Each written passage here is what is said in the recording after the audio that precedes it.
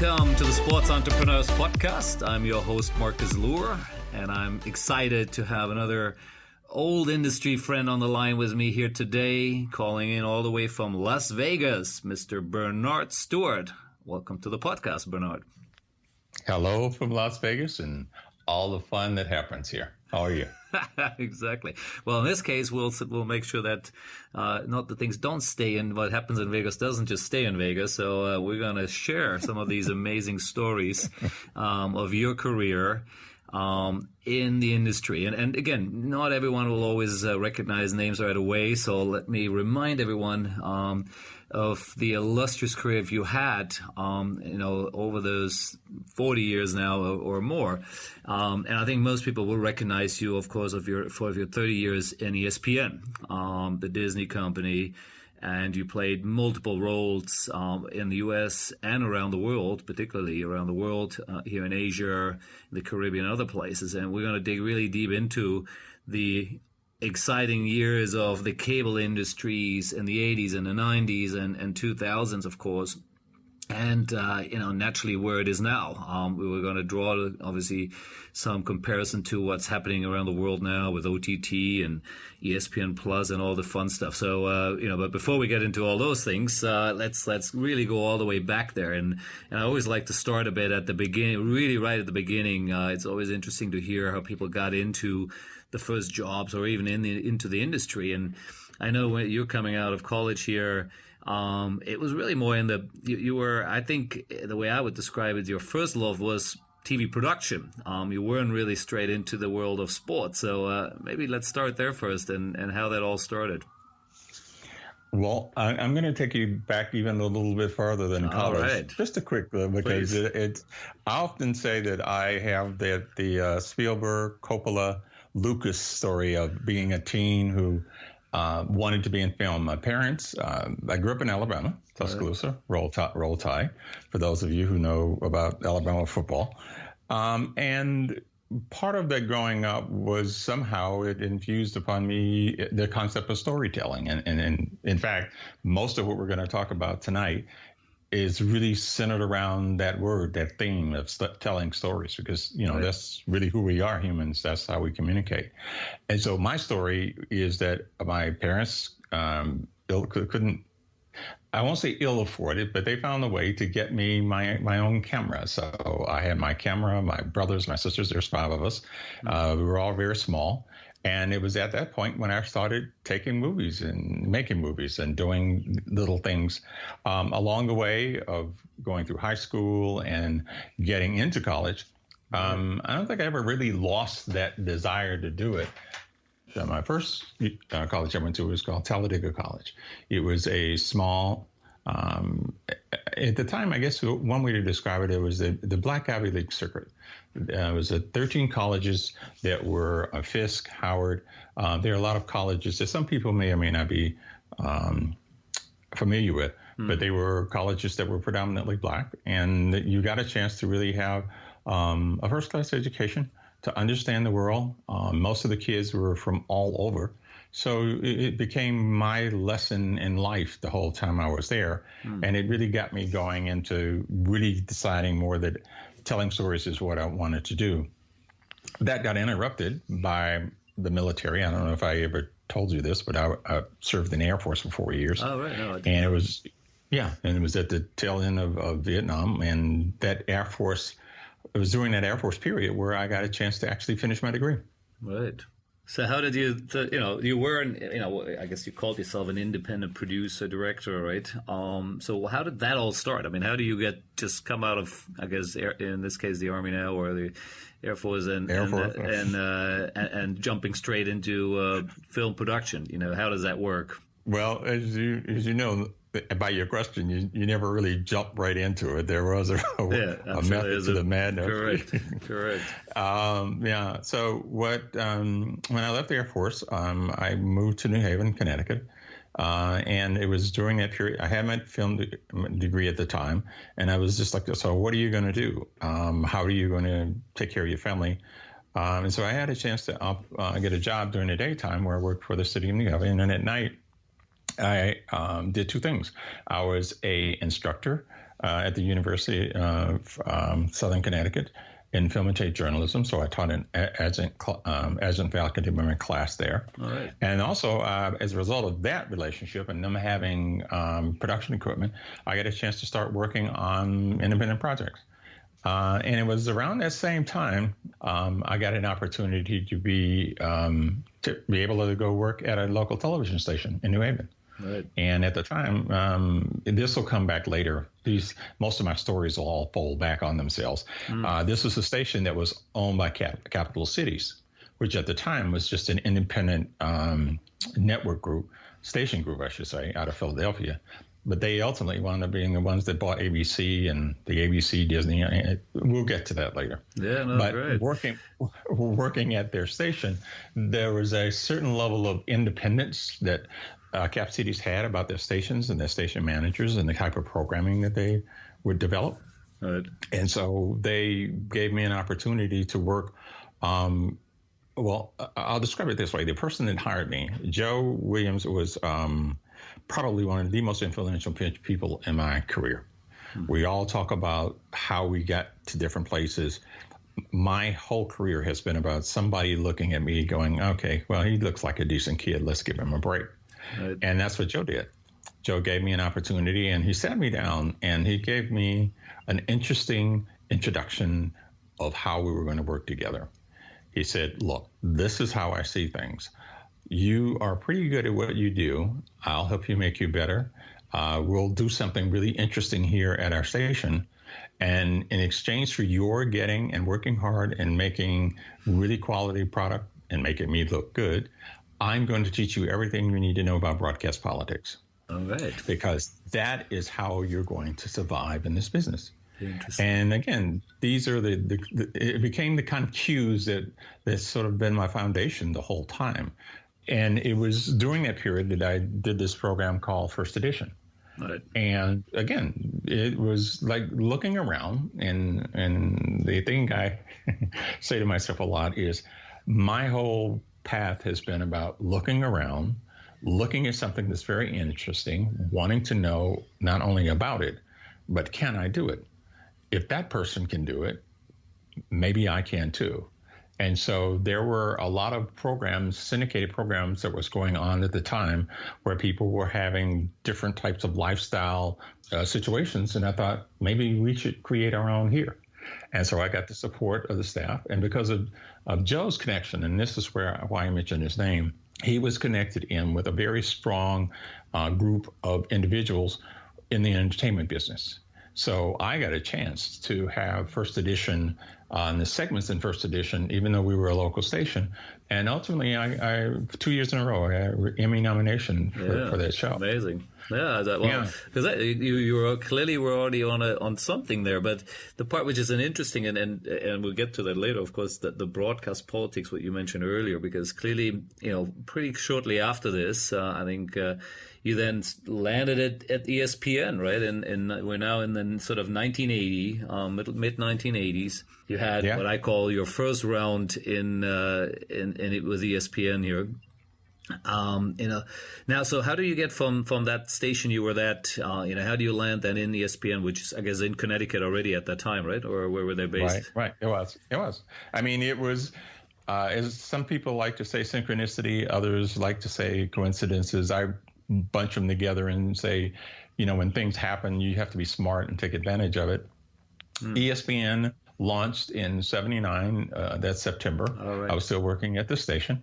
And because of the nature of the project that they were doing, this upstart, you're no longer 3 minutes of sport at the end of a newscast. You are now 24/7. At the time, we weren't 24/7, but you were big 12 hours of sport 7 days a week. What is this monster? What is this thing they're trying to do? How do you feed it? Right. And they began to go around the various stations, the management. I don't know if you want to get into how ESPN started or not, but I'll leave that to you. No, I'd love to hear a bit of that. I mean, you were there right at the beginning, so yeah, please share with us. Okay, well, this actually coincides with the idea of my moving up, is that during the time I was sort of having, how do I put it, having my feeling my oats about doing the things I was doing, I recognized that, I like to do kind of independent projects. So I was doing, and it's a place called Toad's Place in New Haven. So we became friends with the people who were running it. And he owned the production company. And so when I wasn't working during the day, at night, we would do just different types of acts that would come through. And after you shoot this, and this is again pre-cable being cable, back then there was no such thing as you put your tape in a cable interconnect, so that you just put your tape on one place and it goes all over Connecticut. Right. You literally had to take your tape to all the various head ends. And that was how cable was more or less managed throughout the U.S., right. Which is where a lot of the whole genesis of cable came from. Yep. I mean, I'm not talking to a global audience, but I'm going to presume that a lot of this started within that group.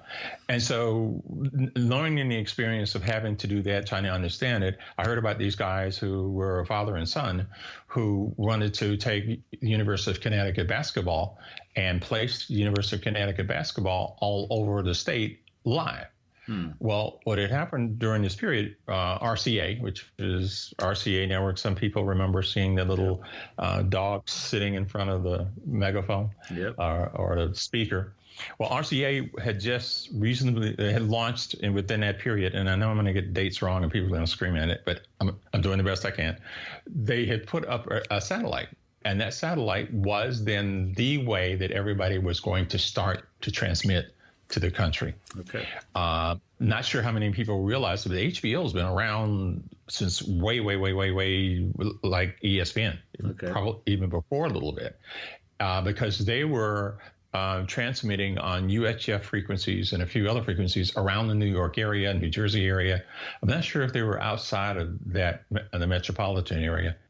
But they also were like us watching, and they were also like this father and son group watching what was happening. So when the satellite went up, his name was Rasmussen and his son. They decided that they wanted to do the live basketball. They went down and had a meeting with the people at RCA about this transponder thing and about getting their signals to Connecticut. And they asked him how much it was, and I think he has a book about it out that you'll be able to find on Amazon that just goes in more detail. But the story is that he and his son had a meeting with the people at RCA.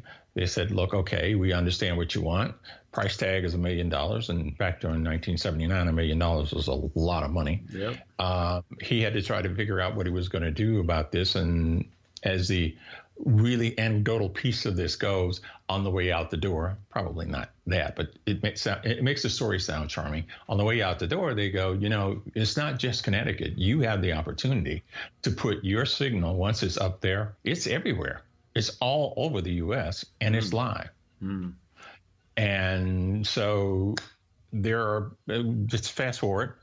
The Rasmussens have conversations with people that they know. They get in touch with Getty Oil, the diversified division, a gentleman by the name of Stu Eby, who loved sports. Somehow this all mashed up together, and these guys decided, let's start it.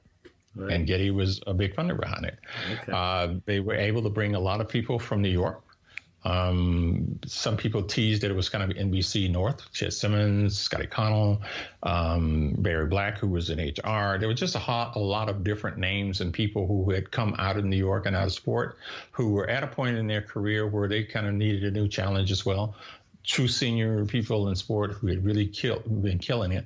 So they were all given the opportunity to make this thing happen. This thing called ESPN. And yeah. And it's actually funny that most people never really know what it stands for. I'm sure you do. Well, the thing is that it really doesn't stand for anything now. It used to be called Entertainment Sports Programming Network. Correct. And they were literally were going to do more than just sports. They were doing programming. I think if I remember correctly, in the early days, they actually had a film on about Jackie Robinson or Babe Ruth or something.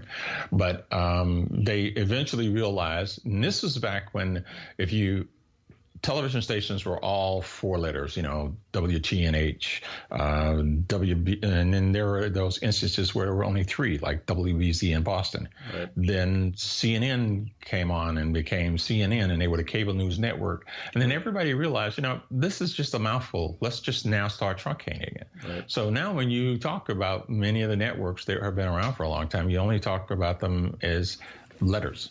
Yep. And so the Entertainment Sports Programming Network name was legally changed to ESPN. Great. Thanks for taking us back there, because as I said, I didn't even think of that, because this is obviously before Disney had anything to do with it, right? Disney obviously, when did they come into the picture? I don't want to jump all the way there. We come back to obviously your early days there, but but when did Disney actually show up or bought the company? Do you remember? Yeah, if I remember correctly, it was in the 90s. In the 90s only. Okay, well, so we're still in the 80s here, so let's go back here. So let's talk a bit about 1984 LA Olympics, right? So you're a hotshot, young producer there, coming into this new startup called ESPN. Producing I wouldn't call myself a hotshot producer. I call you that. But what I was is at the time, I was, because of my age, obviously I'd done a lot by then. And I was among the senior people there with the senior experience in some areas, right. And especially in SportsCenter. So I got a chance to have the job in SportsCenter. Just to kind of backtrack a little bit, you asked me how I really got there. Yeah. It was a gentleman by the name of George Graham. George Graham was a sports commentator at the station I worked at. Mm-hmm. When ESPN launched, they basically, I like to say, took the bus and made a bus tour of Connecticut and pulled in as a lot of talent, both technical, right. Production, as well as on air. The Chris Bermans of the world, the Tom Meeses of the world, George was part of that group, all began in the very early stages, and they were all local broadcasters. Yeah. And this new thing called ESPN. Sorry. Yeah. No. I mean, ESPN SportsCenter is still, anyone who's ever watched ESPN will know that name, right? And not just in the U.S., but that's, you guys took that globally as well. There, is an ESPN SportsCenter. It was one for a while here in Asia, etc. So, mm-hmm. So I guess this is really was one of the centerpieces of ESPN from the start, from the looks of it, right? It was. I mean, our content, which people love to joke about, was tractor pulling and softball and a variety of other things. The major networks had all that sport. Right. And for us to be on, we were on only from 6 in the evening, I think, until 6 in the morning or something like that. There was this block where we were only on 6 hours a day. And SportsCenter was a big part of that. And what, you mentioned SportsCenter in the context of the brand. I look at SportsCenter more in terms of changing the concept of sports journalism or creating true sports journalism.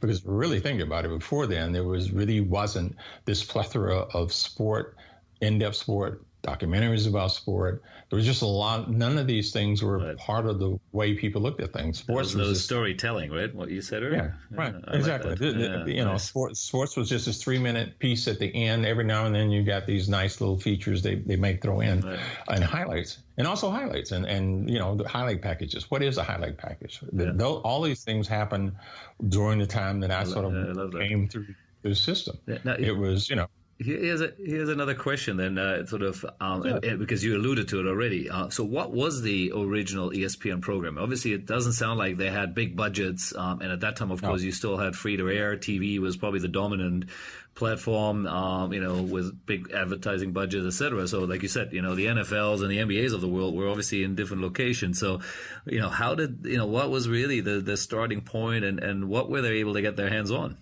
Let me approach it this way. And that was, we are a sports-centric planet. Yeah. And it comes from something I think you and I may have talked about in previous discussions when we talked about life, is that sports really is about competition. And some people say they don't like sports. Some people, they don't like competition. To me, the idea that you have to, if you don't hunt, you don't eat, that's competition. Correct. And so it's ingrained in who we are. And for us, it was a matter of touching that piece of the people wanted it. They wanted more stories. And they wanted more stories even if it was putt-putt golf.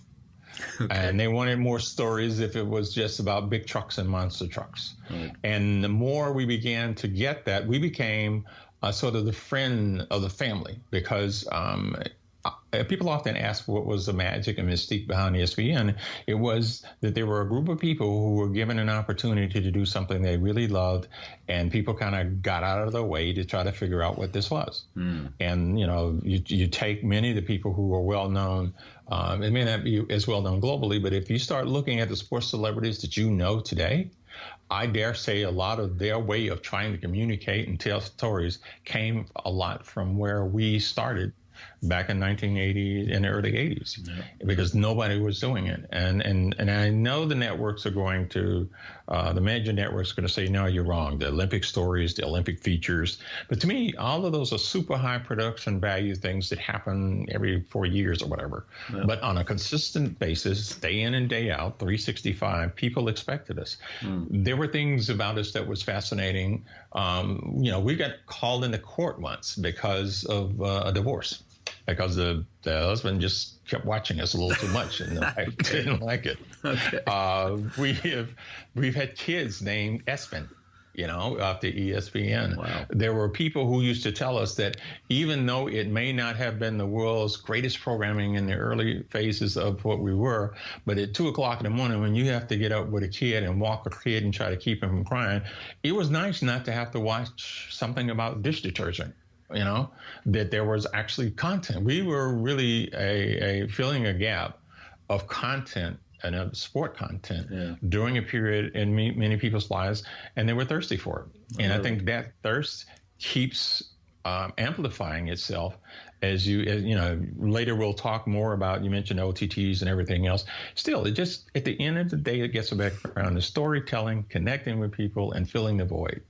And all of these things that we're going to talk about later in terms of the challenges just come back to that.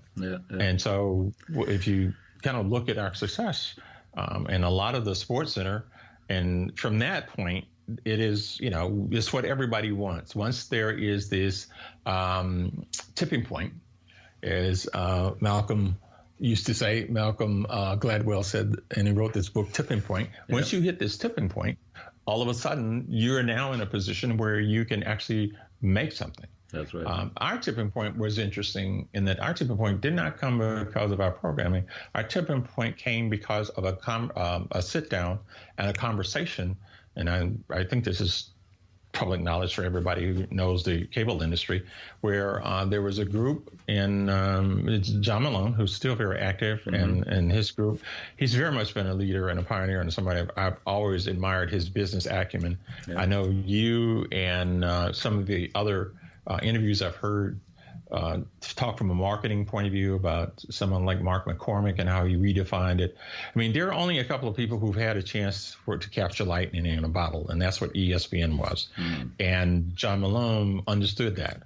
He was in the hardware business at the time. I mean, I'm going to discount the cable piece, but we were in the content business. Right. And what we were the group that when a businesswoman would travel and would go and have to stay overnight in a Marriott, and we weren't on the television, he was a little disappointed.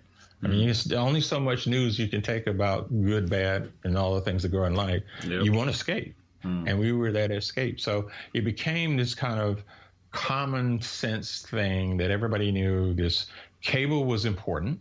And for cable to grow and take advantage of the technology, you needed someone or something that was going to be not so much a lost leader, but just a leader in terms of people saying, this is what makes life good. And we became that. And so there was this meeting between our group and with Malone. Most people don't realize in the very beginning of cable programmers paid to be on cable systems, and that was transpired up until about 1984, and somewhere around 84 in the 80s there was this sort of sit down where everybody realized that if we're going to keep moving this thing forward, it has to, the economics have to change. Right. You will not be able to continue as ESPN with relying on advertising. because we thought we could do it on advertising using the old traditional methods of broadcast television. And the reality was, nope. We needed to start looking at this, much like HBO was at the time, which had always been subscriptions. We need to add something to this to help make this work. So we asked for money from the cable companies, and the cable companies, in turn, who already had subscriptions going with different things, all of these financial models began to sort of evolve to what we have today. Right. So that was to me the one of the more significant points along the way of the maturation of ESPN.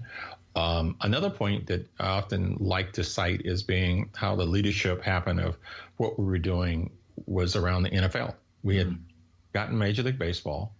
But then we actually did a deal for the NFL. And as most people realize, American football pretty much runs the roost, much like soccer does international football in most other parts of the world. Yep.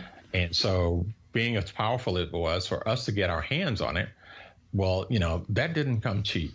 And it was because of some very smart and decision-making at the top with our affiliate group. George Bodenheimer, who eventually became president at the time, was in charge of the affiliate group. He, along with Steve Bornstein, who was running programming, and Roger Werner, who was running the company. I mean, they're all, again, always got in a room and tried to figure out, okay, how are we going to make magic? And they figured out that if they went back and actually had a honest-to-God conversation with the cable operators and say, hey, look, we all do this right, we can actually get NFL and grow the business. And I know I make it sound like a kumbaya moment. They all hugged, and it was not that at all. It was not. It was knockdown, drag out. But it was because everybody had competing agendas, as they do in business. Absolutely. So, but honoring those agendas, finding a way through it, and again, there are certain people who I tip my hat for, and George is certainly one of them, because he was able to negotiate with affiliates and asking for money, asking for things that they did not want. When I say he led the team that did it. And he walked away with his reputation intact as being an honorable and straight shooter. Yeah, and it's hard to do that these days for anybody to be able to have somebody speak well of them after you just went and put your hand in their pocket deep.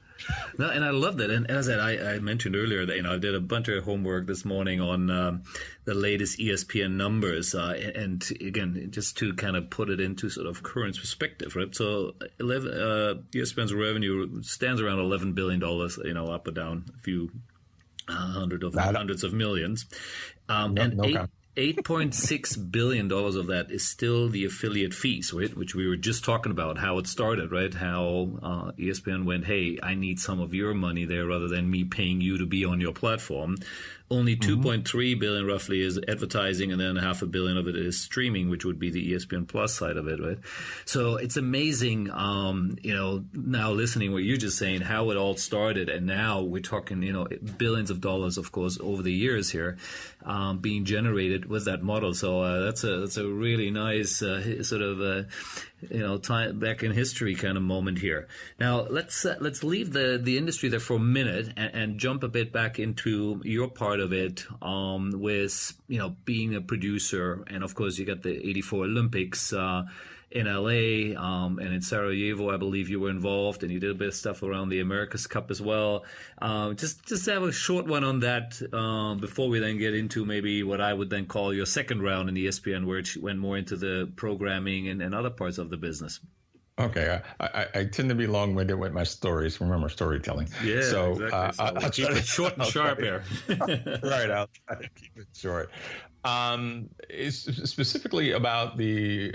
Let's see. How can I? Okay, let's take the America's Cup. Let's take the Olympics, and we'll take them and show how that whole idea about SportsCenter developed. Yes. Remember, we didn't have a lot of live programming, and we had to beg and find ways of getting highlights. Yeah. Many of our features were features that were from stringers who sent in their pieces that they had done locally. Right. We became a hub so we could show that on a national basis. So what were we going to do originally? Yeah. And so what were we going to do originally? Well, the Olympics came around in '84, Sarajevo, and we were able to get credentialed to go. Now, we didn't have a whole bunch of people. In fact, I don't think it was more than 4 or 5 that went to Sarajevo. Tom Riley was one of the producers who went, and a reporter and some others. But it was just the fact that we had a touch of what the sport world was doing on a large basis. And because everybody else had big crews doing a whole lot of things, it's almost like somebody saying that you have a big film and you have a lot of stuff that's left on the editing floor, and then somebody comes in and does a really nice short from what's left. I hope I'm not knocking what we did in early days, but that was us. We were able to, within this framework of these large, massive budgets and massive events, come in and do our take on a story from the SportsCenter point of view. And, we couldn't show highlights unless it was within the embargo period, which is what everybody, local stations and everything. So we followed all the rules. So following those rules and realizing that, it was time sensitive, how do you do it differently? And again, this is where the whole familiarity and the whole baby and overnight and filling the boards, we became very close friends and recognized by the sporting world and sporting community. So that they knew, for the most part, we were there to tell their story. Most of the time, it was a good story. So we didn't have an agenda other than that. And so that's how people saw us. We weren't a threat in the context of, here they come again to slice and dice. They were trying to pull things over. No, we want to tell your story. You started out as a kid in a grocery store, and now here you are going down a slope. That was Sarajevo. But what really was fascinating for me was the Olympics in '84 in LA. And most people don't realize that this was the first time that the Olympics had ever reached a point of being anywhere near profitable, or even the thought of it. True. Yep, the LA were. Peter Uberoff, who had been a baseball commissioner for a while, decided to take over the whole idea. And the pomp and circumstance you see now, all of the things that were infused into the Olympics, a lot of it started there in LA. Right. I remember, for me, you're right. I won't say a young hotshot producer, just say a young producer with a lot of responsibility of 4 or 5 people. We decided that we were going to, there were times when I got in trouble, and this is one. I don't want to say trouble, but I took some leaps. This is one in the America's Cup story. I'll get to it in a minute or the other, where we took the leap that we were going to go ahead and send a crew, and we were going to stay for 6 weeks in and around LA, getting prepped for it afterwards and getting it ready done. And so we did. We brought a crew in. The whole idea of being there for 6 weeks, and then watching the opening ceremonies. And that opening ceremonies was 100,000 people all in this stadium. It was one of the first times that they had been giving people these color cards. And so all the seats were assigned. And then there was at one point during the ceremony when everybody who had this little colored piece of plastic on their seat was supposed to hold it up over their head. Yep. And he did it. And it was just the flags of the world. Yeah. It was, again, one of the most significant things for me to understand just the power of all of this. And then on the stage was 100 pianos, white pianos, all with people in tux playing them. And then Rayford Johnson, the broad jumper, standing in the archway with the torch, letting the torch run up to the top. I mean, it was that the grandiose. That emotional, grandiose feeling we've come to know as being the Olympics. I will give a lot of credit to what happened in '84. America's Cup, and I know you had Craig Thompson on, very good, a good friend and someone who he and I, like everybody in this business, like you and I, we've all kind of done business together, had meals together, talked together. Well, the interesting about the thing about the America's Cup was that, and it's kind of bookend my career, strangely enough, is that when the America's Cup was going on in '83, I think I got the years right. In 1983, the America's Cup was going on. There was Lipton Tea, believe it or not, the tea company had the rights to it. They were trying to sell and hustle their footage to local stations and get people interested in an America's Cup in this race. Right. There was Louis Vuitton, the company and their PR group. Wow, they were in the challenge. Yeah, they're the ones that sponsored the Challenger Series in Newport. Okay. And up until this point, for 132 years, the U.S. and the New York Yacht Club had won the America's Cup. Right. It was never a question. Done deal. Yep. And then after the Aussies and Alan Bond and that whole group began to do all kind of interesting things, it became sort of an interest. And I thought, okay, we're in the middle of summer. I have no programming there. We don't have baseball. What do I do? Right. So I actually, say forgiveness, permission kind of thing. I actually sent a crew up to Newport, and they stayed for almost a month through the challenges. And of course, I got called on the carpet asking me, what was I doing? Why would you be spending that much of your budget in it? And after me doing my own version of storytelling, I managed to not get bruised too much, but we stayed with it. And as much as that sounds like just sort of an okay story, what happened was it was after the Challenger Series when it came down between us and was it the Aussies or was it the Kiwis? When it came down between us and it going down under, where the whole U.S. found out that there's this cup we never knew anything about on a mass basis. It hadn't been lost yet. Yeah, but these guys were about to take it back someplace that we didn't know a lot about. Right. And it was during that period, because we already had crews in place, because we already had a relationship with everything that had done, and I will stick my hand up and take credit. I don't take credit often, but because I had sort of pushed the envelope for us to kind of get this done, when it came down to the finals and that race and that whole drama that was around it, a programming group, and this at the time, Steve Bornstein, I keep mentioning his name, but Steve was president of ESPN at one point, went on to ABC and a whole bunch of others. He was another person that I considered to be a bit of a mentor. I'll get to that in a minute. But anyway, he and his team decided that, okay, SportsCenter, you've done your little thing. Now we're going to take it over. And they put it on live throughout the network for the whole time, the race. And we watched the cup go down under. And I mean, that, people talking about the America's Cup now and everything else. I think a lot of the fact that here we are, this upstart was less than 5 years old. And we're doing this and putting significance on different things that people really hadn't known much about, and putting it in a context, again, competition. What do you mean? What do you mean you're about to take our 132-year-old cup? And I can imagine that was a big story, and I love that. And I had a couple of folks exactly on it who've had some America's Cup story. It's just an incredible event. And now, so from the back of that, you obviously just had a short sort of year or two. Then outside of ESPN, and then you came straight back. But this time, I guess, let's call it round two here, in I would say, a very different role, right? You were getting in there as a director of programming, which is obviously very different than being in the front there creating content. So, talk us a bit about that. Well, what is early days of ESPN programming director doing? You buying lots of things, or what is it really what you're doing? Well, okay.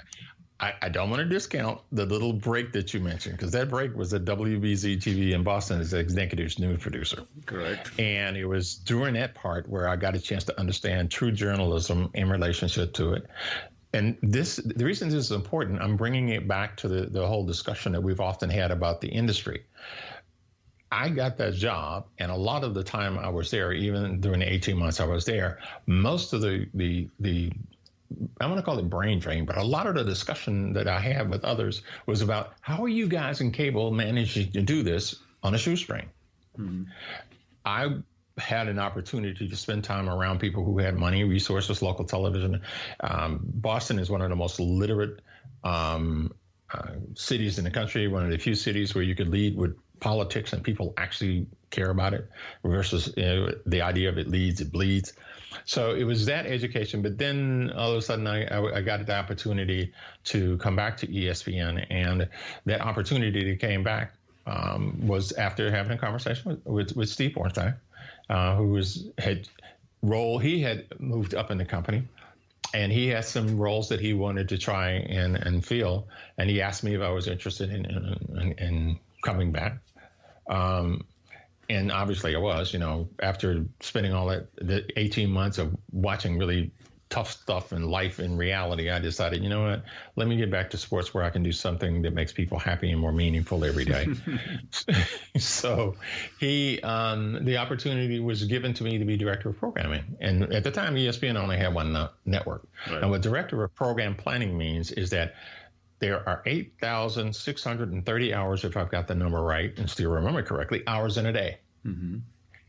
They have to be filled. That's the reason I call it a monster. And the person responsible for filling it, or the team responsible for filling it, have to plan. Right. Sports is a cyclical thing. Every year there's a Super Bowl. Every 4 years there's a World Cup. Every 4 years there's Olympics. All these things have to fit within it. Every season has its run. Yeah. There's the playoffs. If you step back and look at each one of the little squares, and we used to have this place we call the War Room. Mm-hmm. And in the War Room, we had a full 18 months, almost 2 years of what at the time we used to call, scheduling sheets. And they were each week put on this massive wall long before computers. And we would sit, and each one of those blocks had to be filled, identified, understood. And as program planning, our job was to say, hey, look, for those programs that we had, for events we had, our job was to make sure we got the best out of it. And for those areas where there were gaps, I got a chance to do some interesting things in terms of filling in the gaps and developing, along with our program acquisition team. Right. So we worked together as a team, and each team was an acquisition person and a scheduler. And the schedulers reported to me, and the acquisition people reported to the head of, Libby King was the head of acquisition at the time. And so you were forced to understand sport. You were forced to look at life. And I still, to this day, always look at my life in 6 months to 12 months. And at one point, it was 18 months. Most people can't tell you what they're doing tomorrow. But I have always had this habit of being able to think about myself. Yeah, and you have to, because, if you're about to purchase something that's right in the middle of the World Series, as much as you like it, do you really want to spend, if you do it, are you going to spend that much money? And we want a network, how are you going to kind of program it? You get the point that I'm making. Yeah, no, absolutely.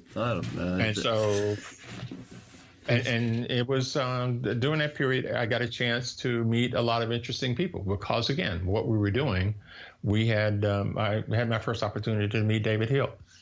And that was just as Fox was making some decisions about coming to the U.S. and starting their network group and doing things down in the U.S. And people were kind of fascinated with how we were kind of walking through it. It wasn't that we were giving away secrets. It was just common sense. I mean, there were days that we actually picked up the phone, and I don't know none of the people from Major League Baseball are there anymore, so they won't get mad. But there were days one day we actually picked up the phone and had a conversation with discussing people at Major League Baseball about something they were about to do, reminding them that it was a period for something else, for some major sport that was going on. So we had open line communication with a lot of different people, talking about a lot of things. And that's the reason I really felt good about being there in the programming planning department. The one thing I left out, which was really the clincher for me, when Steve told me, he said, look, much like you just led the introduction to the job, he said, look, you've been in production, you know how to produce, you know the technical side. If you can understand the programming side, how that content has to be developed, where it goes, and how to best get the most out of it, you'll understand the business, and you will have a very long career. Which you and he was right. And I guess you found a way to work around the broadcast politics as well, which maybe we'll get into a bit more later. But what I'd love to get into a bit is, so you've obviously did it in the U.S. And then ESPN, I'm sure someone decided, hey, you know what, we can do this globally, right? We can go and start producing stuff in different languages and not just be, just purely an American platform. When did that start to sort of come up? I was going to say, I like the way you neatly package the way things come about. The idea was it wasn't that neat at all. What happened was, again, people, it's like all of us. It's like you and your business. We all hear about different things, whether it be esports or other things, and go, let's take a look at that. Well, people heard about what we were doing. We were in sport. And it turns out the country of Australia, as you know, a big sport lovers. And it was a company in Australia. Australia was just about to get ready to launch their own version of cable. And they were looking even at a sports network because, they had so much sport there, more so than anything else in terms of variety. Yep. Yeah, I mean, many countries have one or two sports. Australia, very much like it was all about an amalgam of the UK and the US when it comes to having just this plethora of sports. So they figured we could do a sport network. They came to us and they actually wanted to know, and as the meeting goes, the meeting was with a gentleman by the name of Andrew Brilliant, who really started our international group, more or less. And he was actually our legal counsel for the company. And because he was the guy who ran the team that always looked at business affairs, looked at the contracts, understood the programming was there, and always had to talk about territories, I think the light bulb went off in his head one day when these people showed up at his door saying, hey, look, we'd like to buy your programming and take it to Australia. And again, anecdotally, the way it goes is that, okay, so how are we going to do this? So there was a trailer built outside of the production facility in the parking lot. And that trailer had a team of people in it. And their responsibility was recording all the things that the guys in Australia wanted. And then they'd pack it up and ship it to Australia to play it back on their network. Right. And that was really the genesis of the international. And it all happened, it began to unfold in very interesting ways when it comes to technology. We all remember all these large facilities that had these huge, massive satellite dishes out front. But the whole point of those satellite dishes, they were point to point in only a few places. Well, those few places turned out to be, it used to be, much like we were sending tapes to Australia. Yep. In America, syndication was done like it was in Connecticut before ESPN, on tapes. You send a syndicated tape. If you ran The Price is Right and you had it on at 4 o'clock at a local station, if you had a syndicated program, that program, Entertainment Tonight, or any of those programs that are similar to that, those lifestyle programs that happen in Asia and other parts of the world, all of those things, when they first began, were bicycled around on tape. Yep. And in fact, we used to get some of those from you guys. We still have probably some old ESPN tapes lying around the office. and so that was part of the business that I sort of was asked to be part of. Right. Andy and I had a long conversation. I had done my thing with the programming group. We had just launched ESPN2.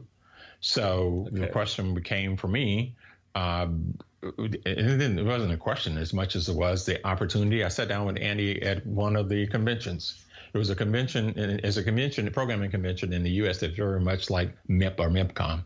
Most people, or Sportel, most people in your audience know those.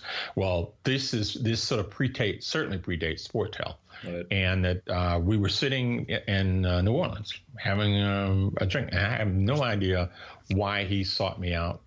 Like I said, people have a tendency to be very generous to me at times during my early career, and I really appreciate it. I like to think it's because my reputation was I could get things done and I knew what the hell I was doing. Yeah, sure, but you were. That's for others to say. I won't say that about myself. And he asked me, would you like to come? He said, I have this idea of putting ESPN all over the globe. And I knew, again, by keeping my my eyes and ears open to technology, what was going on in the syndication business. And it just all made a lot of sense. So Andy had started doing this more than just bicycling. He had actually got some satellite time and it started having a relationship with a group in Argentina, right, which was really one of our first beachheads we had internationally. And so he asked me if I wanted to work. And so when I went to work for Andy, it was like 5 people. That was the international division. And I've always described my career as like somebody giving you the keys to a Maybach or a Bentley or a Rolls. And your job, and all you got to do is just keep putting gas in it. As long as you keep putting gas in it, they'll let you keep it. Well, that was how my career unfolded. I was always given these little sandboxes that were empty. And I could go, and the great thing about, the broadcast politics, the lesson in broadcast politics taught me was that if you have the less on your plate, we all have this happen in our career. Everybody does. You're doing great. Things are going okay. Then all of a sudden they start parsing out what you're doing to other people. What most people freak out about, what I was advised, is that the moment that starts happening, just realize you can do a very good job with what's left on your plate. And if you do that, you might be able to grow that into something somebody else never knew it existed. Right. Well, that always became part of my sticking my hand up, saying I'll do it when nobody else would really want to do that. And they were always wondering, why would I do that? And so I got a chance to take the 5 people that were there. We were able to develop an international division of we'll get to my moving to Asia, but by the time I left, there was, 150, 200 people. We had developed all these languages. We were serving all of these networks all over the place. And all of that just came from curiosity and getting on planes and understanding what other people were doing in other parts of the world. Yeah, amazing. Now, what was sort of, again, still sticking to that sort of time we're now here in sort of the almost the 90s, was it really driven by ESPN SportsCenter, the international edition, or were you already taking full, let's call it U.S. content and syndicating it globally? It was the U.S. content syndicating globally. I mean, the world hadn't reached the point then where sports news was revered the way it was. Okay. And certainly not to the point where they were to look at it is we're only concerned about local sports. They weren't concerned about American highlights or hearing these stories. It was just a whole different environment during that time. It was primarily SportsCenter was a nice product for the U.S. What we realized, our product of live sport. Okay, let me again. I'm going to take a right-hand turn this time and talk a little bit about Sportel, MIPCOM, and MIP. Please, if that's okay. Yeah, absolutely. I don't know if many people know where Sportel came from. We all had to go to MIP and MIPCOM if you were a sports person to sell, to syndicate. And the reason that we had to go there is because during that period, and again, people are going to push back against this, but there was a time in European sport, we were the center of this sporting world in Europe, the programming people made the decisions and the sports guys had to defer to that in terms of money, in terms of budget, everything. And so they would come to MIP and MIPCOM and sport, and we would have our meetings with them, and then they would be part of the larger group. It became, and a lot of this had to do with some of the things that Craig talked about with Champions League and others, and how this emergence and power behind the monetary power and audience driving of live sport and reconfiguring how sport was done, especially soccer. Well, a lot of that gave power to the sporting department, so much so that the sporting departments now could make their own decisions and be outboarded. Yeah. And what they did was they decided that after MIP and MIPCOM in the spring and fall, they would ask people to hang around another week and then come to their event, which was 3, 4, 5 days. It eventually grew to a week. And they initially had it in Monaco. And they had it done. The hotel at the Chicane in Monaco has been everything from Ramadas to all kinds of names. I don't remember the name of the hotel right now, but it's the prominent hotel at the Chicane in Monaco where Formula One does its little. Right. It was the Intercontinental, I think, at the time. Right. And, if you go up the hill, there's you run into Hotel de Paris and Monaco. I mean, I never thought that as a child growing up in Alabama, I would know how to hang out in front of the Hotel de Paris and hang out in Monaco and watch the yachts as well as I do. Yeah, it's always a good week, that's for sure. Yeah. And so to get to that, I'll get to the point. And the point is that there was no convention center. And so they convinced the hotel to take all of the beds out of the rooms, and each group, ESPN, and it was myself and a gentleman by the name of Mark Riley and his team, Rich Leffler and a few others, we would actually have set up ourselves in these rooms, right. And that's how Sportel got started. That's right. Yep. I still remember my first one, I think, was when they were next to the helicopter pad, where they had this sort of temporary thing, and every time a helicopter took off, no one understood a word inside anymore. Yeah, they moved. That was before they moved all the way down in the. Yeah, correct. none of it's ever easy. But what the fascinating part is that many times that we were often told, no, we don't want what you have. No, we can only use a little bit.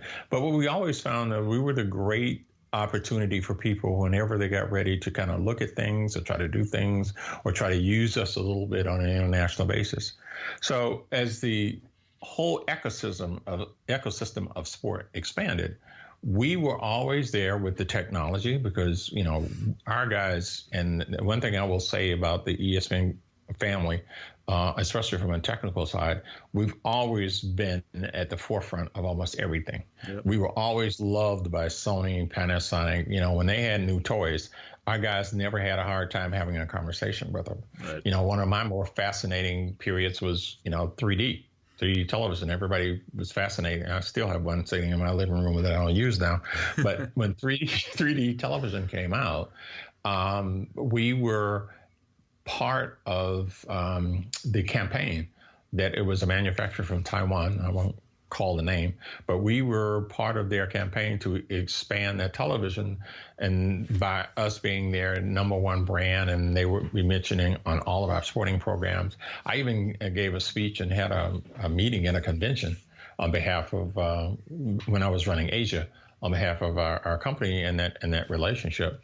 So technology, again, the sports, movies, and news tend to be where people start thinking. Even something as mundane as compression technology, and this will excite every last technical person that's listening to us.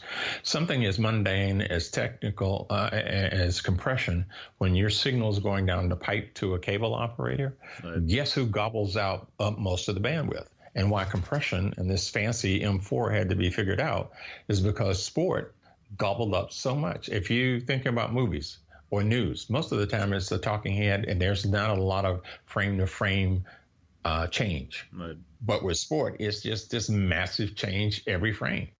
Yeah, it's an interesting point because especially now where you talk about OTT and now we're streaming that content around the world on digital devices. Again, that is where people always think it's so easy, but as you rightly said, sports content is very rich, which means it takes a lot of bandwidth.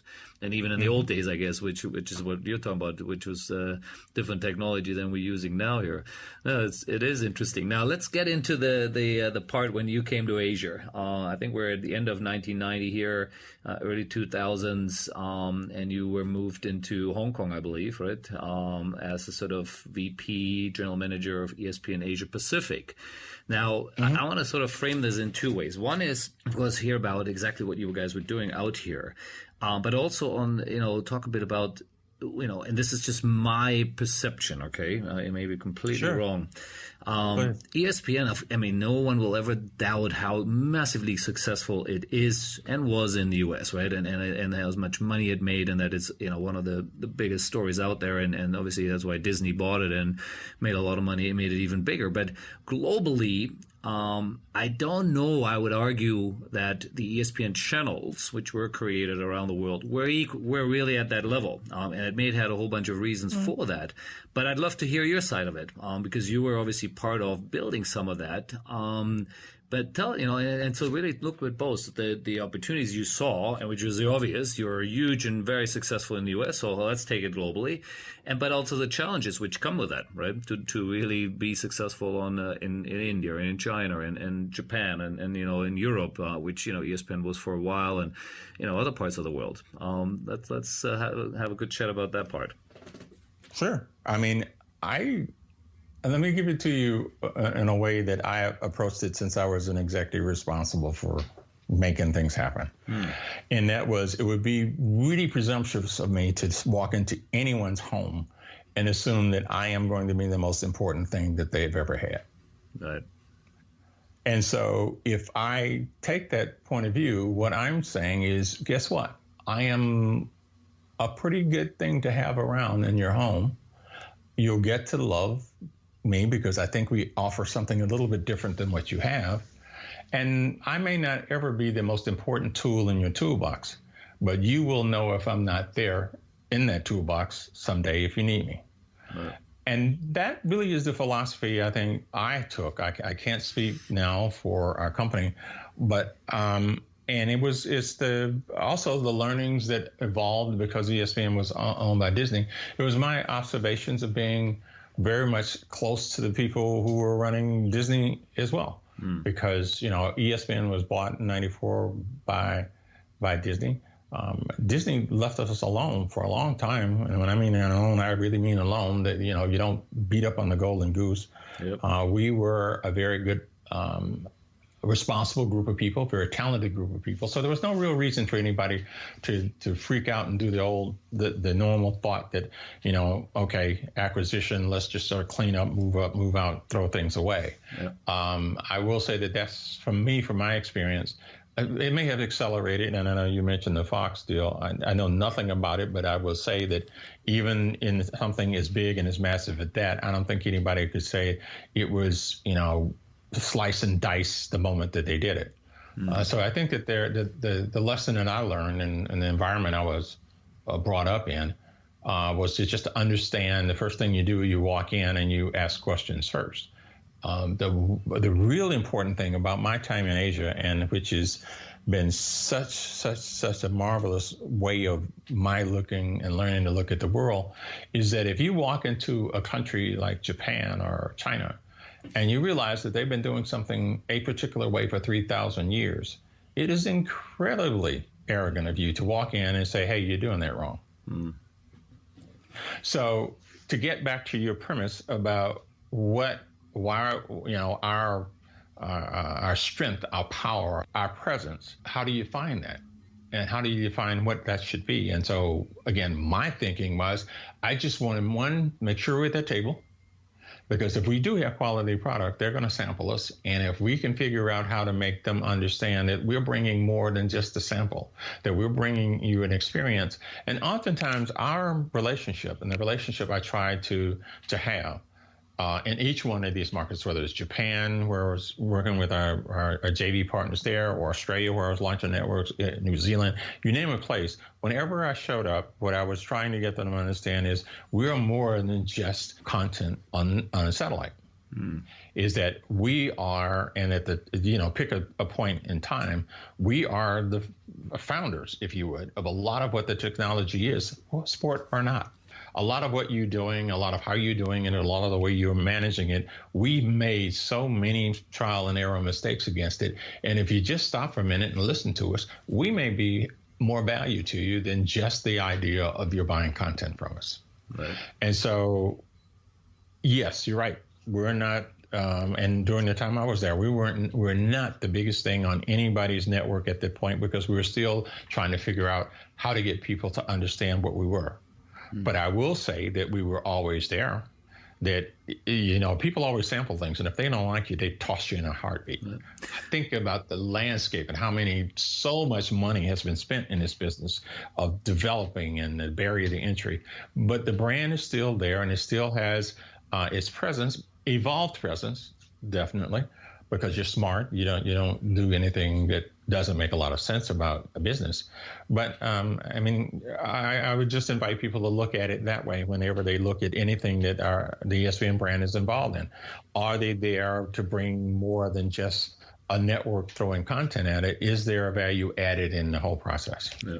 Well, and we were obviously your representative there at that time. Again, yep. I don't remember how many years that is back now, but we did sell ESPN program here in Asia, and a couple, I can't remember which countries we had, but so it was fun working with you guys.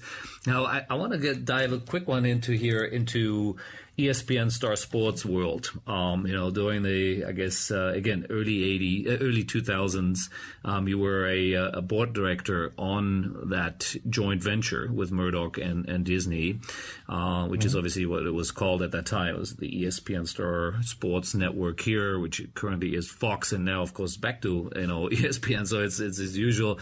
It's very interesting how this all comes around constantly here. Now let's, first of all, how did it happen? Well, I know part of the story was that obviously both networks were competing with each other, right? Star Sports and ESPN. Prices were going up, and that was, I'm sure someone was realizing that doesn't make sense, right? You're kind of beating each other up, and of course on the back of it, both groups were losing a lot of money, right? It wasn't a profitable venture, at least what I remember there. And I think it had something to do with even maybe cricket in India, where it really came to head. So there was a marriage by, let's call it by maybe forced, right, or by market forces. Let's put it this way, and then, but again, these are big egos there, right? Disney and you got the Murdoch Group there. It must have been an interesting time, right, to manage that, and then be all of a sudden be that dominant player, where people like us initially were selling to both of you, and we would of course make sure that you guys were nicely competing, and now you're one. I remember that shock to the system that now we only have one person to talk to. So let's talk about it from the inside, from your side of the story here. Interesting. Well, I'm listening at your description of that whole situation, and I realized that literally is how most people perceive what happened. Yep. And so I'm not going to try to dissuade your perception of what happened. What I will tell you, it's from the outside, right? I want to hear your inside part. Exactly. Well, I mean, it's the broadcast politics piece of it that I told you before. Yeah. It's just that, some of the points that you point to are just common sense when it comes to finance.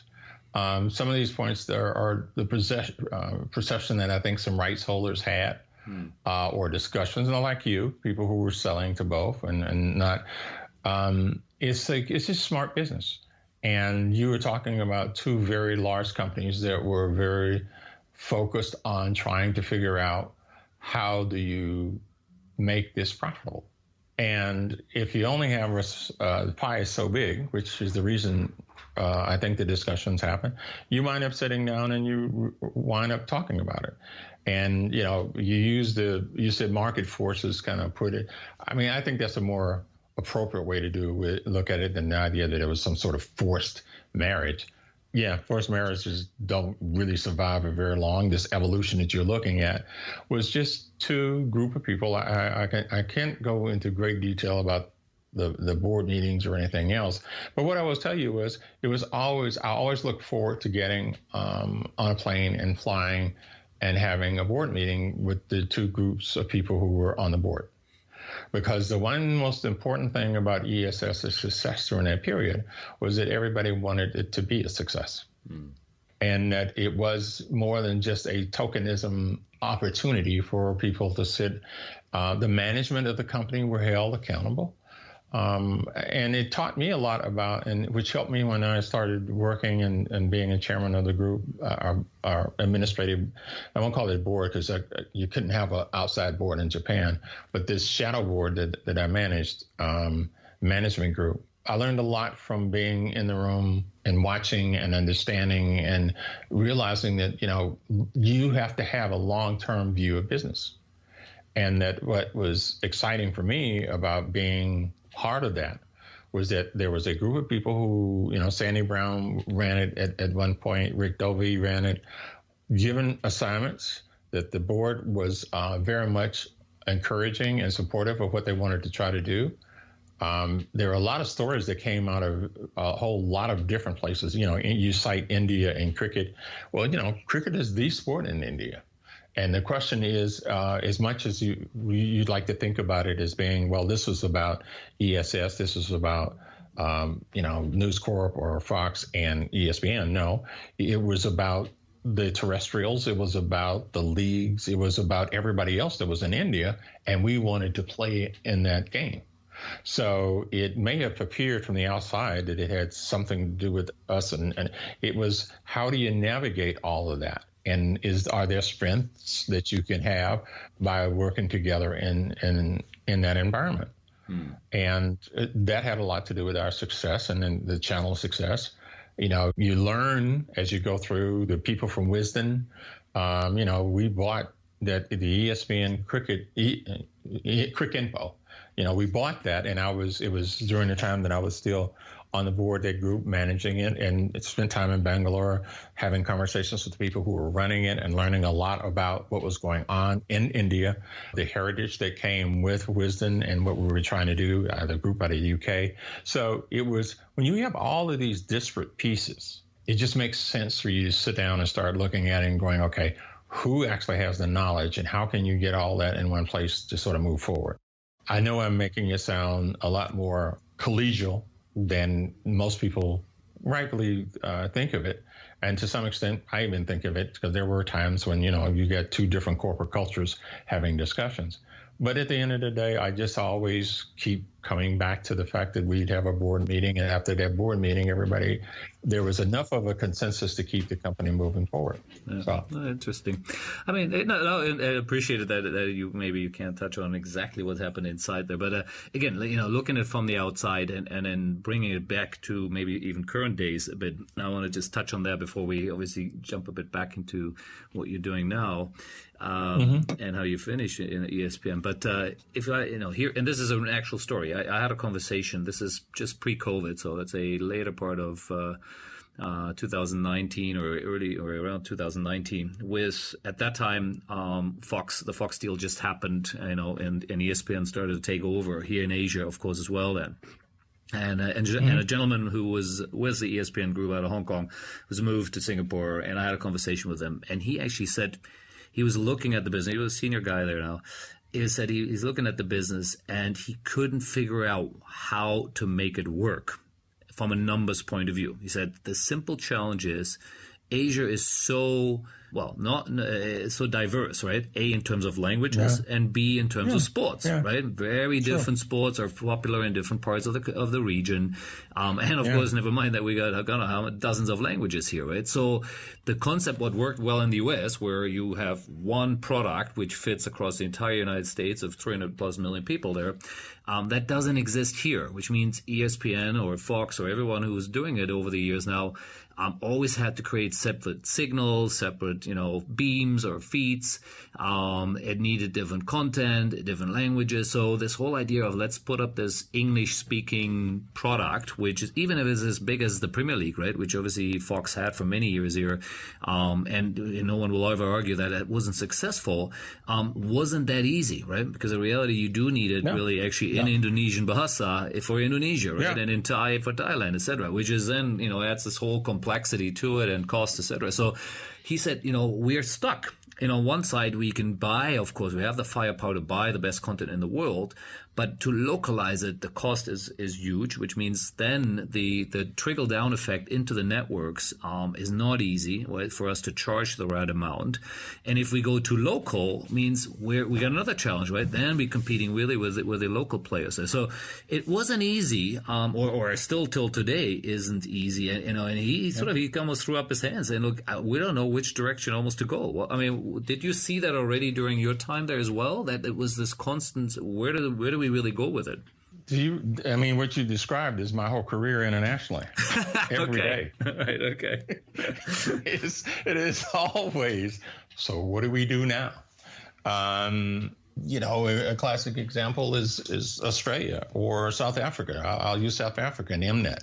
Right. And spending time with South Africa and working, like I said, every country that you listed, every territory you listed, there is a huge increase in knowledge, in technology, and a drive and an understanding of content that did not exist when we first started. And as we began to expand, and I don't want to make it sound too bold that we're like these geniuses. Like I said before, we just played in the sandbox a lot sooner than others. Right. And so right now, you're right, the sandbox is crowded. So the question it becomes, if you know you're playing in a crowded sandbox, do you keep trying to play in that same sandbox, or do you find ways of redefining the future, which is where you wanted to go when you wanted to talk about OTT and everything else? I'm just saying that if you step back and understand, and this is just my philosophy, and I can't speak to the executive you talked about or the challenges that's in front of him, but I will tell you that when I was sitting in Australia back in 2000, we didn't have a network in Australia in 2000. And the question was, why would we ever get one? because at the time, News Corp and all the Fox channels and everything else, Australia's only at the time was only 20 million people. Yeah. It's like, why would they need ESPN? What's the value here? Right. And so I spent 2 years having a discussion with the Foxtel primarily, but other networks as well. And before, I'm going to take too much credit. Before I got there, there had been some deals, some smaller deals done for our signal, but it really was just a token. We're here in terms of having a presence, in terms of making it something other than something that they were getting ready to throw off the network. It was kind of on me to try to figure out, well, how do I make this more than that? And I did we talk about local programming. I did a game show, even a local game show. I did one of the series that I'm most proud about is the history of cricket. And anybody who's in cricket, I think, kind of knows that series. And I created that series with a production group called, at the time they were called Crackerjack. I think now they're part of the Elizabeth Murdoch's company. But I created the series with them. I worked with, at the time, Octagon or CSI. They changed names a lot. I think at the time they were Octagon. They're a local rep. And we created this series, and it was focused on cricket. And at the time we were doing it, and the time I went out and got rights in cricket, do you know nobody was really running classic cricket series on television in Australia? Nobody. Right. And I figured out, okay, this is an opportunity for us to actually show that we care, knowledge base about it, created a series, and it was a multifaceted series with a book, with a game, with a DVD, and all the different pieces to it. I guess the point that I'm making is that, and maybe that opportunity doesn't exist in this sandbox that you guys were discussing. I'm just saying that it was a matter of understanding what tools are being used in all of the places and finding out how many of those things you can come to bear. Right. And my expectations were never that what we were going to be in Australia was going to be the biggest thing since sliced bread. What we were going to be was on everybody's lips because we did something special. So let's for a minute. I want to take the conversation just in one particular direction, sure. And then we'll, as I said, we'll come sort of slowly closing in then of what you've been doing, obviously the last few years on your own there, as sort of the last part of the discussion. But let's stick into the current world we're in now, right? We've sort of got a really good sense how ESPN got started, and how it went global, partially, in some successful more than in other areas. But now, again, we're at this sort of junction where the whole world is completely changing, right? I mean, literally everything we just almost talked about, how and why ESPN was so successful, right? Cable networks were growing like crazy. The pay TV world started happening around the world. Content, was needed. Rights holders started to figure out how to, cut and slice it into global versus, territorial rights and all that stuff, right? And so this is where ESPN, being this monster in the U.S., a very successful company with, cash reserves and resources, that you guys were taking advantage of it. It made sense, right? And that you were going globally, it also made sense. Now, like I said, at the moment, we got a bit of a reverse to that going on, right? The cable subscription in the U.S. is shrinking. The number, again, which is always was talked about, that ESPN was on 100 million homes, right, or 100 million, I guess, subscriptions. That was like the big number there. That's at least when I checked just now earlier, is that was in 2013-14, right? Since then, it has shrunk to somewhere below 80 million from what I could see online. And at the same time, of course, you have ESPN Plus, which is, part similar with Disney's Plus, coming up around the world. And over the last 2 years alone, it went from, no subscribers to about 10, 12 million subscribers now. So you have this, on one side, everyone knows that the direct-to-consumer approach, rather than through a cable network, is happening, and there's no one's going to stop this, right? It is, Netflix has shown it with, almost 200 million subs around the world now. And so that Disney will try to figure it out too with their own different channels. That's an obvious. Now, where I want to go with this conversation, I'd love to, I know you're not obviously directly involved, but I'm sure still watching your industry there, from your point of view. So, ESPN Plus is a $5.99 subscription model in the U.S. I'm not sure which other parts of the world it's even available. Now, from what I read is that a cable subscriber were paying somewhere more close to $7 to $9 for that particular part, right? And this was, again, you can correct me if I'm completely wrong here, but ESPN as a subscription model, or sorry, let's call it the affiliate fees, which you were receiving from cable operators, you were way ahead of everyone else. The number I saw was, is that if you were getting $7 or $9 from a cable operator, the next best platform, whatever, or channel maybe got $1.50. I mean, we're talking, completely different levels here. So very successful model. We talked about earlier, $8.6 billion worth of affiliate fees. And now you're going into the direct consumer work where you are directly competing with it, but you're getting a smaller slice, right?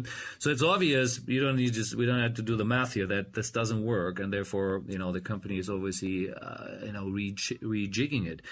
Looking at everything you've done there for 30 years and seeing where the industry is now, well, how would you describe it? Is it just a natural evolution and therefore ESPN has to shrink itself healthy, or what do you see? Well, first of all, I don't see the house as being on fire. Because after listening at you, I'm a little more worried maybe than you are, but it's good to hear. I don't see the house as being on fire. Is there a concern? Well, I would address the concern this way, and this is because rather than my trying to walk through many of the things you laid out, some of the statistics, some of the numbers. I mean, people are throwing numbers all the way around, and only people inside know the official numbers. Correct. But right now, everybody seems to know everything. So rather than focusing on that, I would just tell you that there is a basic philosophy that I've always been part of, is being inside the ESPN and Disney ecosystem, and that is price sensitivity is based on price versus value. And that you think about the parks, and all you have to do is walk through a Disney park and you see the enjoyment that a family has. People save up for 2-3 years just to take their family to a park because it's a destination that they know that the brand statement means I'm going to get. I may not like the price or I may love it, but I do know I'm going to walk away feeling that the money I spent gave me the value that I expected. So as long as I think the future, and as you're trying to describe the future, I think the future is still focused on that. And as you cite examples about Disney Plus, when Disney Plus was launched a year ago, everybody was just thinking they were happy to hell to get to 30 million households in 2 years. And it turns out that in less than a month, again, I'm hoping I'm not meshing things together too fast, they tripled what anybody thought they were going to do, just on the brand value alone. Yeah. Yeah, whether they were I think they're up to in the 70 to 80 million. They're almost 90 now. 90 now. All right. Okay. Yeah, amazing. Yeah, but and a lot of that is because of Hotstar and all the other things that they're getting to this point of, in less than a year and a half, they're getting to a point of being a meaningful content provider in a universe that Netflix kind of defined, and has done that over time, over the past 5 years. Yep. And I come back to that because Netflix continues to be successful because they understand the idea of price and value. I'm not sure that they 100% got it right, but what they realize is that if you throw tons of stuff at them, somewhere in there is enough. So that's their model for price and value. They price their whole point is that I'm going to give you so much stuff that you cannot say that you're paying me for nothing. Yeah. And that as much as in my new life, I want to put a hat on and call Netflix and say, hey, I'm here, and I'm pitching them for ideas as well. The point that I'm making is that is their model, and they jumped on that 2-3 years ago when people were going, you're spending how many $1 billion on content? Why are you doing that? Yeah.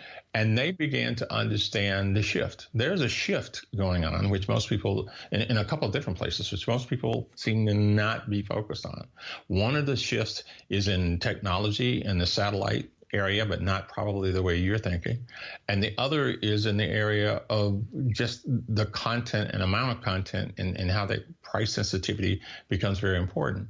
The pandemic was, one of those black swan events which nobody predicted. We've all talked ad infinitum about what is done to our lives and how things are happening. It's going to take some time to flush it all out. I'm not saying there's any good or bad. This isn't a good or bad discussion. I'm saying that to answer your question, we're going to have to figure out different things now than we did before. Right. So even though you do have that challenge in front of you, you still have the challenge of price versus value. And I just think if you grind on that real hard, that it may not be immediate for what happens, because, Netflix had the chance to start this race earlier than most. They got cues which most people missed, and this is in the distribution business. And I'll say this, and I hope most people don't disagree too much. The distribution model of how things have been handled in terms of syndicating programming and everything else has definitely changed. It began to change 3 years ago, and most people missed it. Yep. When Netflix were not allowed to renew certain things, when a lot of large content providers began to start not relicensing or looking at their IP archive and making new decisions about, am I going to still give somebody 35% to rep me someplace?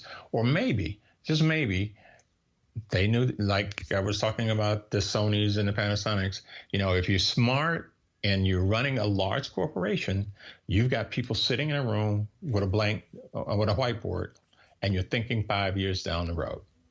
And what you're asking yourself is, in 2-year increments, I'll even say 18 months, use the old Moore's law. In 18-month increments, what is exactly going to be going on in that place? And are we positioned, if you're a content provider, are we positioned to make sure our content stays part of that? And if not, what do we need to do? Yeah. And so most of the people that you may be looking at and thinking through, that's the reason I said the house isn't on fire. The house is on fire for people who haven't got their heads around that and figured that out. NBC just recently, Universal just launched Peacock. The fascination with OTT is that, and this goes all the way back to the 1984 discussion about ESPN. Now we have to have 2 revenue streams. Everybody now in the OTT business, everybody is dealing with this, has put forth a dual revenue stream model. Yep. Agree. And so, and that's the trick. I mean, we learned it ourselves here when we launched our own OTT. And we thought it was the subscription model, following in the footsteps of others. And it wasn't. We needed, it was very clear, the advertising dollar was still a really important part. And of course, the advertising dollar in sports is a very natural one anyway, right? People are used to having, watching commercials during the breaks, which is different than in a movie, right? You don't stop a movie for a commercial break, really. I mean, the terrestrial broadcasters do it, and it drives me nuts when you still watch one of these old, one of those channels. But, in sports, there are natural breaks to do it. And therefore, I think the advertising part will be forever, in my mind, a huge, important part. I do agree with that. Well, it's just natural. I mean, for you not to want to stick your name on a pair of jeans or put your name on the side of a bus, I mean, there will always be this desire to advertise. You just have to figure out how do you do it in with the current technology and the way that you reach consumers. Correct. Now, like I said, before we sort of get to the final part, and it kind of leads nicely into the movie space, which you're sort of coming back, right? And that's how we obviously started our conversation earlier. But I do want to have just one last thought from you on, ESPN, and let's call it Disney, doubling up on sports, right? With the acquisition, of course, of Fox Sports, as well globally. I know I don't want to go into detail of which parts they bought and which they didn't buy, but to me, that was, it's a huge acquisition, right? $70 billion or whatever the number was. So Murdoch getting out, even though I think he coined the term, sports is the ramrod for his, channel. So how did you read this as an industry veteran, that play, either from, ESPN's point of view of doubling up there or why is Murdoch getting out? What do you think? What's your view on that? Well, okay. And I appreciate you giving the asterisk at the beginning of this conversation. This is all speculation. I know nothing from anybody anywhere inside. Sure. But I will tell you, but I tell you that it's about observation. And that I get back to the Malones of the world. Malone has just decided, and I'll get to the Murdoch kids, there's certain people who have these rooms where they sit with a whiteboard. They're not real, but to me, there are these mythical rooms in my head that they always are doing what I just said, looking and trying to figure out how you position yourself. They've been doing this their whole career. They've always, Murdoch just did a deal 2 days ago with Google, where Google now is going to license all of their news content. So this whole argument about newsprint, paper, whatever, Google, the largest digital group who's been going around making copies of every book that ever existed and putting in archives or mapping every street. They're just this huge data mine organization. And the fact that they and Murdoch have now merged together for even more content to be data mined.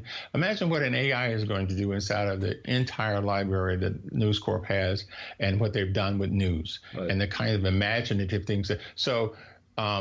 I don't see anybody getting out of anything. I see them repositioning themselves, understanding where the future might be. The deal that was done, that you described between Disney and Murdoch, again, it was one of those things where people kind of look, if you look, what was taken out of that mix was the regional sports networks. The regional sports networks are not part of that for either one of those groups. And the question is are they going to live? How are they going to live? That's not the problem of either Disney or Fox in this whole merger. Not merger, but the acquisition that was done. So, and I get back to the SPACs that's being done. Malone has just done a $500 million SPAC, a blank check. And it's to do a little bit of everything. Since July, there have been over 70 SPACs. And for those who don't know what a SPAC is, it's a special acquisition company who goes to the market and gets money first, then they figure out what they're going to buy. And so there have been 60 of them in sport alone that have come to the market in the past couple. So it's just all of this supposition about where everybody's going to be, how people are going to play. If you are a player who has a foundation, which I would categorize ESPN as, and Disney, if you're a player, you understand sports, you understand the field of sports, you understand the world of sport, then you don't panic. You just kind of figure out, okay, this is where we're going to build the house right now.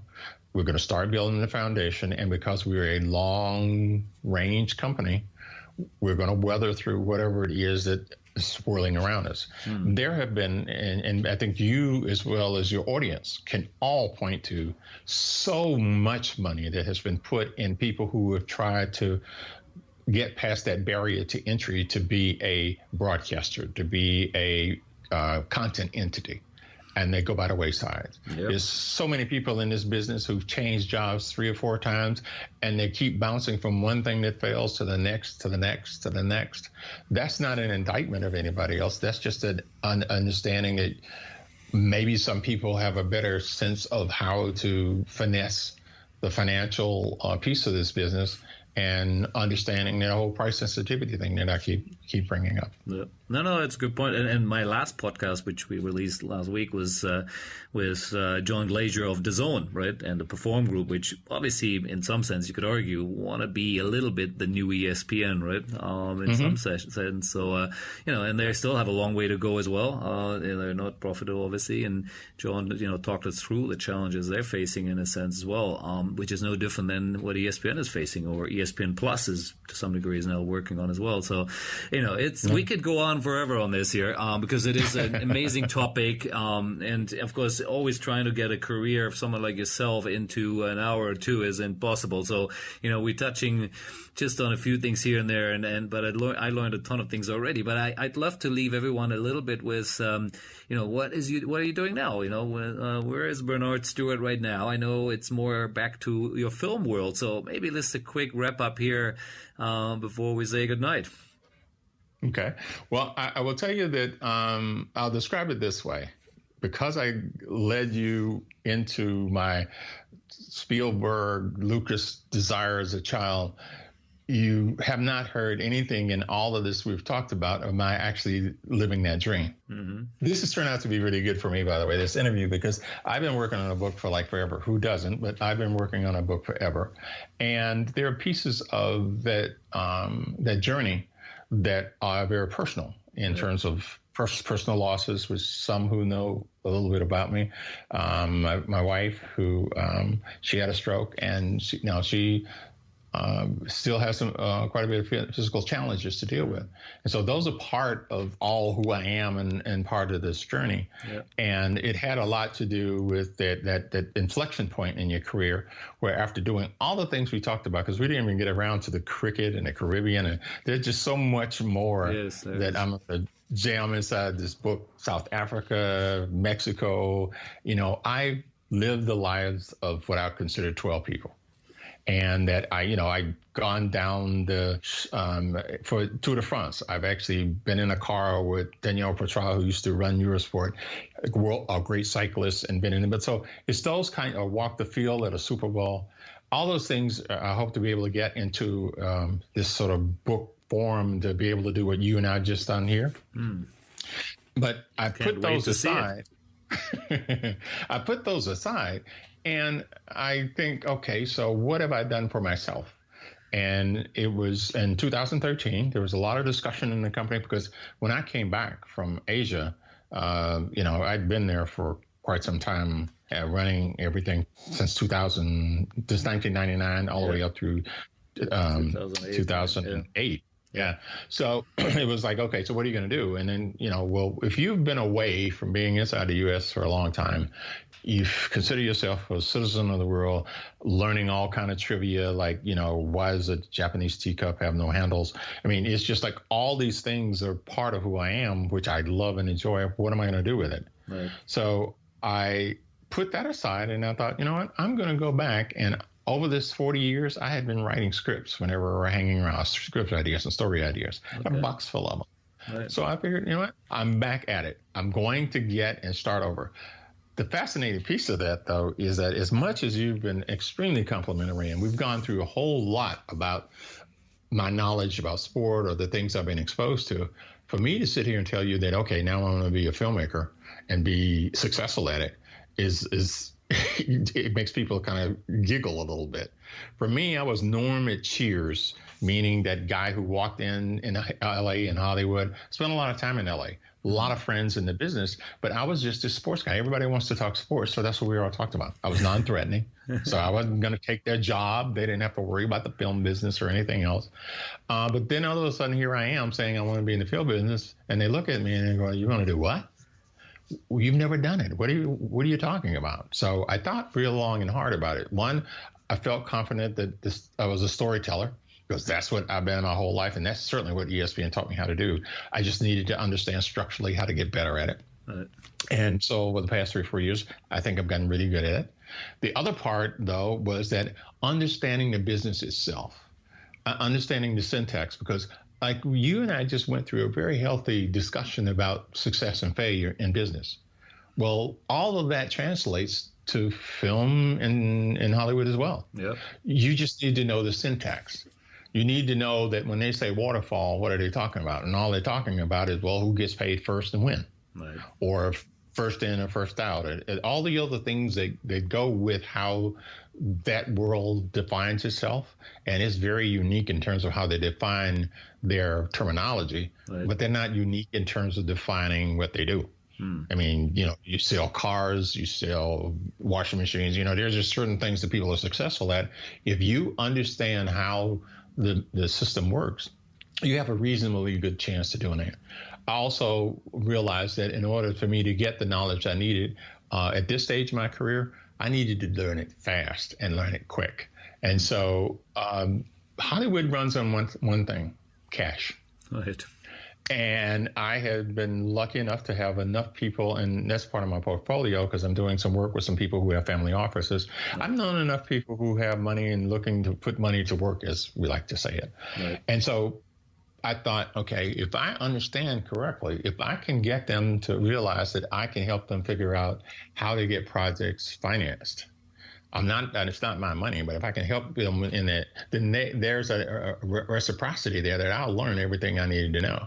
And so in 18 months, again, being a bit braggadocious here, I'll say in 18 months, I learned what most people spend their whole career in Hollywood trying to learn, right, bits and pieces, because it was a fairly intensive discussion, because I've helped people find money, but in terms of finding money, I made them explain to me in ways that I was able to transpose it. So where I am right now, the whole film business is that I have a nice little slate that I've been working on. Obviously, the pandemic destroyed everybody and anybody who had anything going. And since I was a neophyte in this business trying to get myself set, that just set me way back. So now I'm back. I have reestablishing a slate of projects that I've written. I have an animation series. And people want to see a little bit about what I'm doing. It's, can I plug my website? Yeah, please. Absolutely. Okay. It's AJE3 Alpha. Well, AJ. Well, it's an acronym that I use for my my grandkids. Oh, that's cool. What does it stand for, actually? I was going to say, yeah. Yeah. There you go. Elena, Julian, and Elizabeth are my grandkids. Right. Okay. And it's three of them. So it's AJE3 Entertainment. Got it. So it's AJE3Studios.com. And we've gone through a really fairly intensive focus on just civility and equity and equality. And so I thought, okay, how can I really do something here? So I started a small little group of people who are influencers, and we've been talking now for the past year. And it's just a matter of discussing things, and not to each other as much as it is arming these people who I think are very strong influencers to go out and talk to their friends about it, because maybe they'll listen. Because talking to each other in these rooms, the echo chambers that are created everywhere, is useless. The whole point is arm people with information, arm people with the understanding of how civility and equity is supposed to happen on a universal basis. Then they're able to go back and have a discussion where it's necessary without making assumptions about things. So I've imbued that in terms of the projects that I'm trying to do. Not being the kind of person that wants to wave flags and create a whole lot of trolling over things that's not necessary. But I think if you look at the website, you'll see in the animation section, there's this one series that I've written, and it's called Kid Mystery. And it's an ensemble of young kids of color. The most important piece for me, though, is that it's about tweens, kids between 9 and 12 years old. And what most of us don't really think about is that really is, if we think about our lives and the lives of our children, one of the most foundational parts of how we learn all these things we want people to be, the civil parts, how you treat each other.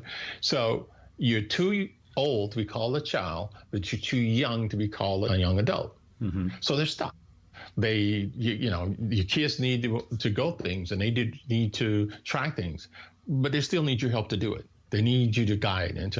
So the series is really focused on real life problems that we have a tendency not to talk to kids about during that time, set in this fantasy world. I'm sort of taking Gene Roddenberry, the Star Trek thought process of science fiction. People learn better when you're talking about fictitious and fanciful worlds. If you're going to give them a lesson, I should say lesson, if you're going to talk about things that are important, talk about it in a way that they don't feel threatens their current existence.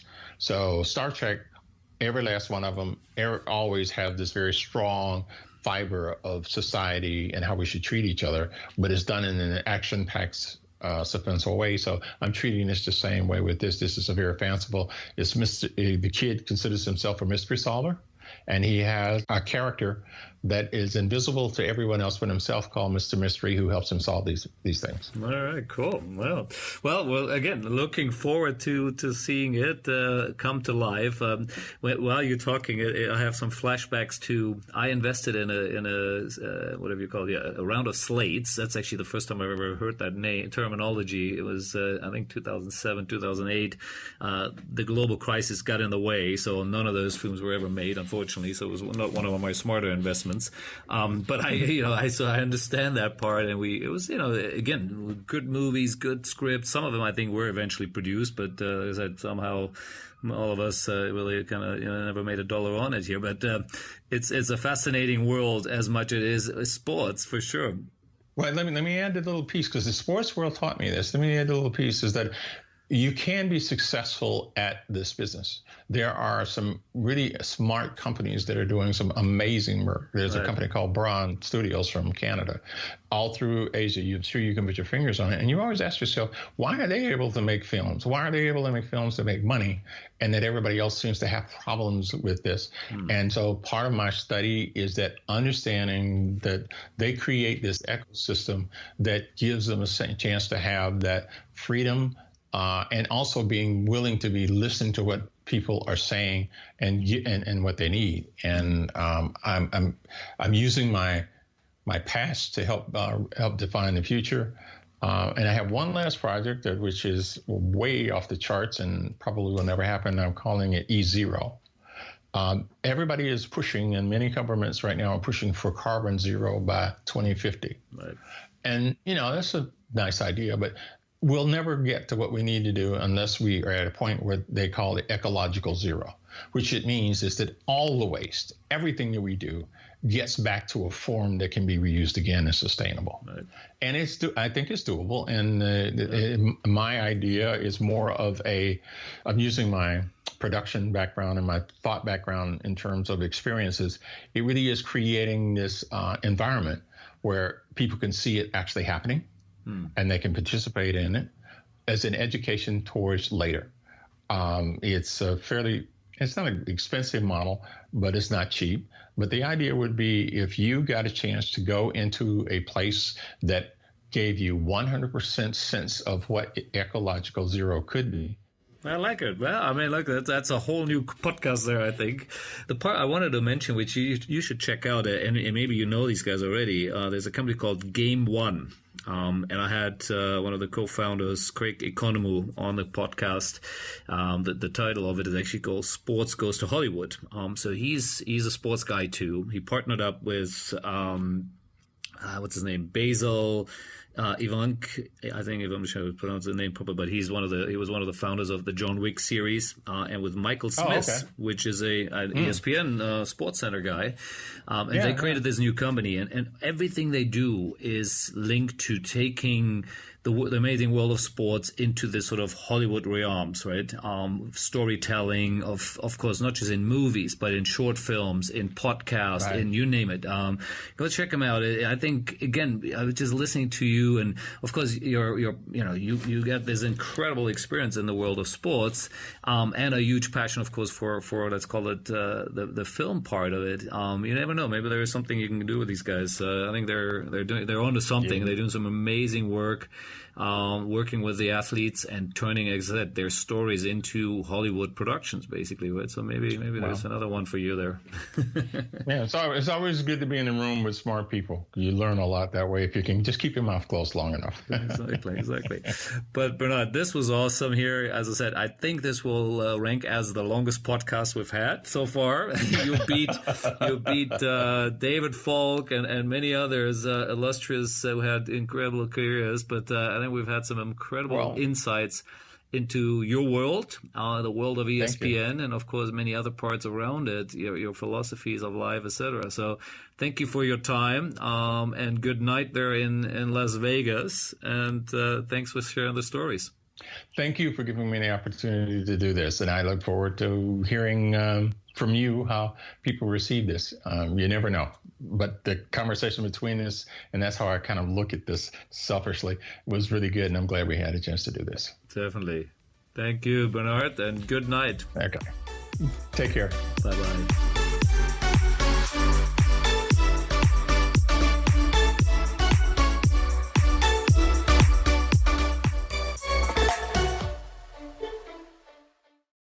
The Sports Entrepreneurs by Marcus Luer podcasts are a collection of interviews and stories. All content in this podcast is the copyright of Marcus Luer. Reproduction and distribution of the presentation without written permission of the owner is prohibited. All rights reserved.